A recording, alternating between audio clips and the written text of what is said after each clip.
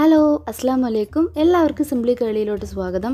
ഇന്ന് നമ്മൾ ചെയ്യാൻ പോകുന്നത് റമദാൻ പ്രമാണിച്ചുള്ള ഒരു അടിപൊളി സ്നാക്ക് ഐറ്റം ആണ്, തന്തൂരി ചിക്കൻ പോക്കറ്റ്. അതാണ് നമ്മൾ ഇന്ന് ചെയ്യുന്ന റെസിപ്പിയുടെ പേര്. നല്ല സൂപ്പറായിട്ട് വളരെ സിമ്പിളായിട്ട് നമുക്ക് വീട്ടിലുള്ള ചേരുവകൾ മാത്രം വെച്ചിട്ട് നമുക്ക് ചെയ്യാൻ പറ്റുന്ന ഒരു റെസിപ്പിയാണ്. അപ്പോൾ വീഡിയോയിലോട്ട് പോകുന്നതിന് മുന്നേ ഞാൻ എപ്പോഴും പറയുന്ന പോലെ നിങ്ങൾ ആദ്യമായിട്ടാണ് ഈ ചാനൽ കാണുന്നതെങ്കിൽ നിങ്ങളുടെ റൈറ്റ് സൈഡിൽ ഇതുപോലൊരു സബ്സ്ക്രിപ്ഷൻ ബട്ടൺ ഉണ്ട്, അതൊന്ന് പ്രസ് ചെയ്യുക. അപ്പോൾ തൊട്ടടുത്തൊരു കുഞ്ഞ് ബെല്ലൈക്കൺ വരും, അതും പ്രസ് ചെയ്തിട്ട് ഓൾ എന്ന ഓപ്ഷൻ കൊടുക്കുക. അപ്പോൾ ഞാൻ അപ്ലോഡ് ചെയ്യുന്ന എല്ലാ വീഡിയോസും നിങ്ങൾക്ക് മിസ് ചെയ്യാതെ കാണാൻ പറ്റും. ഇനി നമ്മുടെ റെസിപ്പിക്ക് വേണ്ടുന്ന ഇൻഗ്രീഡിയൻസ് എന്തൊക്കെയാണെന്ന് നോക്കാം. ഞാനിവിടെ എടുത്തിട്ടുള്ളത് 1 കപ്പ് മൈദ, 1 കപ്പ് പാല്, പച്ച പാലാണ് എടുത്തിട്ടുള്ളത്, 1 മുട്ട, 1/4 ടീസ്പൂൺ ഉപ്പ്. ഇതെല്ലാം കൂടെ ഞാനൊന്ന് അരച്ചിട്ട് വരാം. ഞാൻ നന്നായിട്ട് പേസ്റ്റ് പോലെ അരച്ചെടുത്തിട്ടുണ്ട്. അത്യാവശ്യം നല്ല കട്ടിയുണ്ട്, അതുകൊണ്ട് ഞാൻ 1/2 കപ്പ് വെള്ളം കൂടെ ചേർത്ത് അതിലൊഴിച്ചിട്ടുണ്ട്. ഇനി നന്നായിട്ടൊന്ന് കലക്കി കൊടുക്കണം. അപ്പോൾ ഈ ഒരു കൺസിസ്റ്റൻസിയിലാണ് നമുക്ക് വേണ്ടത്. ഇനി നമുക്ക് ഒരു 15 മിനിറ്റ് ഇതൊന്ന് അടച്ച് വെക്കാം. അപ്പോൾ ഈ ഒരു സമയം കൊണ്ട് നമുക്ക് ഇതിന് വേണ്ടുന്ന ആ സ്റ്റഫിങ്സ് ഒന്ന് ചെയ്തെടുക്കാം, അതായത് തുറു ഒന്ന് ചെയ്തെടുക്കാം. അതിനുവേണ്ടി ഞാനിവിടെ ഒരു 300 ഗ്രാമുള്ള ചിക്കൻ എടുത്തിട്ടുണ്ട്. എല്ലില്ലാത്ത ചിക്കനാണ് എടുത്തിരിക്കുന്നത്. ഇനി നമുക്കിത് റോസ്റ്റ് ചെയ്യാനായിട്ട് ഞാൻ 3 ടേബിൾ സ്പൂൺ സൺഫ്ലവർ ഓയിൽ ഒഴിച്ചു കൊടുത്തിട്ടുണ്ട്. അതിലോട്ട് നമുക്കിനി ചിക്കൻ ഇട്ട് കൊടുക്കാം. ഒരു ആവശ്യത്തിനുള്ള ഉപ്പ്, ഒരു 1/4 ടീസ്പൂൺ ഉപ്പും കൂടെ ഇട്ട് കൊടുത്തതിന് ശേഷം നമുക്ക് നന്നായിട്ടൊന്ന് വഴറ്റിയെടുക്കാം. ഇനി നമുക്കിതിലോട്ട് 2 ടേബിൾ സ്പൂൺ തന്തൂരി മസാല ചേർത്ത് കൊടുക്കാം. ഇത് വീട്ടിൽ തന്നെ ചെയ്ത മസാലയാണ്. പിന്നെ ഒരു 1.5 ടേബിൾ സ്പൂൺ ഇഞ്ചി വെളുത്തുള്ളി ചതച്ചത്, പകുതി സവാള ഇതുപോലെ ചെറുതായിട്ട് അരിഞ്ഞതും കൂടെ ചേർത്ത് കൊടുത്ത് നമുക്ക് നന്നായിട്ടൊന്ന് വഴറ്റിയെടുക്കാം. ഒട്ടും തന്നെ വെള്ളം ചേർത്ത് കൊടുക്കരുത്. ഇത്രയും മാത്രം, ആകെ ഇത്ര മസാല മാത്രമേ ഇതിന് ആവശ്യമായിട്ടുള്ളൂ. അപ്പോൾ ഇതുപോലെ ഒന്ന് വഴറ്റിയതിന് ശേഷം നിങ്ങൾക്ക് വേണമെങ്കിൽ അടച്ച് വെച്ച് ഒരു 15-10 മിനിറ്റ് ലോ ഫ്ലെയിമിലിട്ട് വേവിച്ചാലും മതി. പെട്ടെന്ന് വെന്ത് കിട്ടും. ചിക്കൻ ആയതുകൊണ്ട് തന്നെ പെട്ടെന്ന് തന്നെ വെന്ത് കിട്ടും.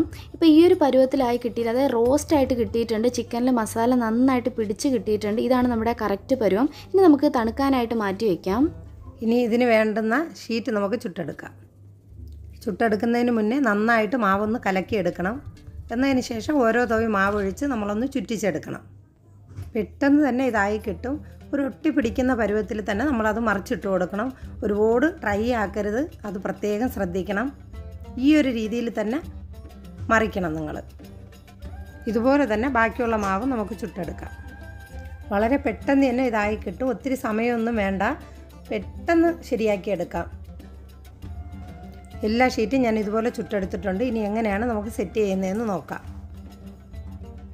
ഇനി മറിച്ചിട്ട് കൊടുത്തതിന് ശേഷമാണ് ഫില്ലിങ് വെക്കേണ്ടത്. ഇതുപോലെ നമുക്ക് ആവശ്യമുള്ള രീതിയിലുള്ള ഫില്ലിങ് വെച്ചതിന് ശേഷം ചിക്കൻ ഫില്ല് ചെയ്തതിന് ശേഷം മുസറല്ല ചീസ് നിങ്ങൾക്ക് ആവശ്യമുള്ള അത്രയും വെച്ച് കൊടുക്കാം. ഫില്ലിങ് എല്ലാം നിങ്ങൾക്ക് ഇഷ്ടമുള്ള അളവിൽ വെച്ച് കൊടുക്കാം. ഈ പോക്കറ്റ് ഒന്ന് തയ്യാറാക്കാൻ വേണ്ടി 2 സ്പൂൺ മൈദയും 2 സ്പൂൺ വെള്ളവുമായിട്ട് ഞാനിവിടെ ചേർത്ത് വെച്ചിട്ടുണ്ട്, കലക്കി വെച്ചിട്ടുണ്ട്. അതൊന്ന് നമുക്ക് ഇതൊന്ന് സെറ്റ് ചെയ്ത് കൊടുക്കാനായിട്ട് ആവശ്യമായിട്ടാണ്. ഇതുപോലെയാണ് നമുക്ക് ചെയ്ത് കൊടുക്കേണ്ടത്. ആദ്യം ഒരു സൈഡിൽ നിന്ന് ഒന്ന് മടക്കിയതിന് ശേഷം ഈ സൈഡിലോട്ട് നമുക്ക് മാവൊന്ന് പുരട്ടി കൊടുക്കണം. എന്നിട്ട് ഇതുപോലെ മടക്കിയെടുക്കണം. എന്നതിന് ശേഷം അതിൻ്റെ മീതെയും മാവൊന്ന് തേച്ചതിന് ശേഷം 2 സൈഡിലും മാവൊന്ന് പുരട്ടി കൊടുക്കണം. എന്നിട്ട് അതുപോലെ മടക്കിയെടുക്കണം. ഇത്രയേ ഉള്ളൂ. സിമ്പിളാണ്, നല്ല സിമ്പിളായിട്ടുള്ള റെസിപ്പിയാണ്. ഇനി ഈ മടക്കിയ ഭാഗം അടിയിൽ വരുന്ന രീതിയിൽ ഒരു പാത്രത്തിലോട്ട് മാറ്റി വയ്ക്കുക. എന്നിട്ട് നമുക്ക് ബാക്കിയും കൂടെ അതുപോലെ ഒന്ന് സെറ്റ് ചെയ്തെടുക്കാം. എല്ലാം ഞാൻ സെറ്റ് ചെയ്തിട്ട് വരാം.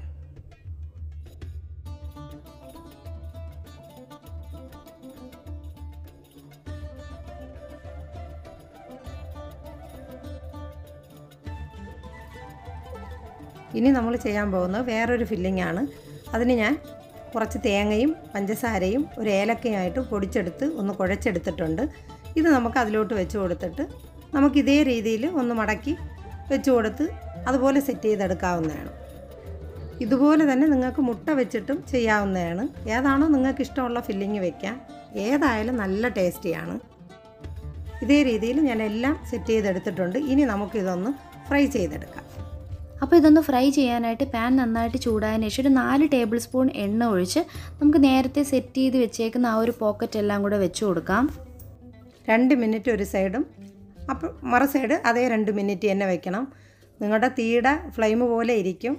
ശ്രദ്ധിച്ച് നിൽക്കണം, പെട്ടെന്നാവുന്ന ഒരു റെസിപ്പിയാണ്. ഒരുപാട് സമയമൊന്നും വേണ്ട. ദാ ഇതുപോലെ ഒന്ന് മറിച്ച് കൊടുത്താൽ 2 മിനിറ്റ് കഴിയുമ്പോൾ തന്നെ ഇതുപോലെ നല്ല ക്രിസ്പി ആയിട്ട് നല്ല മുരിഞ്ഞ് വരും.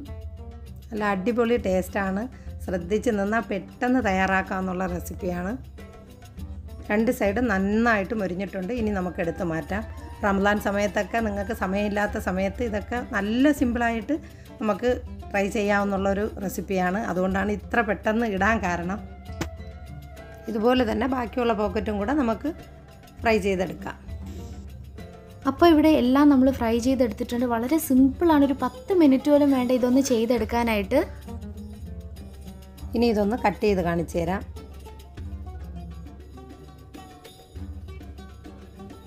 നല്ല അടിപൊളിയായിട്ട് വന്നിട്ടുണ്ട്. നല്ല പെർഫെക്റ്റ് ആയിട്ട് ചീസൊക്കെ നല്ല മെൽറ്റായിട്ട് വന്നിട്ടുണ്ട്. നിങ്ങൾ കാണുമ്പോൾ തന്നെ മനസ്സിലാവും.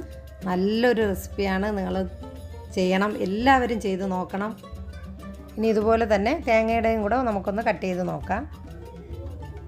ഇത് നല്ല പെർഫെക്റ്റ് ആയിട്ട് കിട്ടിയിട്ടുണ്ട്. അതായത് കുട്ടികൾക്കൊക്കെ കൊടുക്കുകയാണെങ്കിൽ ഈ ഒരു ഫില്ലിങ് ചെയ്ത് കൊടുക്കുകയാണെങ്കിൽ അവർക്ക് എന്തായാലും ഇഷ്ടമാവും. ഇവിടുത്തെ മക്കളെല്ലാം ഇതാണ് കഴിച്ചത്. മറ്റേതെന്ന് വെച്ചാൽ ആ ചിക്കൻ്റെ ഇച്ചിരി മുതിർന്നവർ കഴിക്കും, കാരണം അത്യാവശ്യം എരിവൊക്കെ ഉള്ളതുകൊണ്ട് തന്നെ. അപ്പോൾ ഈ 2 രീതിയിലുള്ളത് നിങ്ങളൊന്ന് ട്രൈ ചെയ്ത് നോക്കണം. നല്ല രീതിയിലുള്ള റെസിപ്പിയാണ്. ഈ റമദാന് എല്ലാവരും ചെയ്ത് നോക്കണം.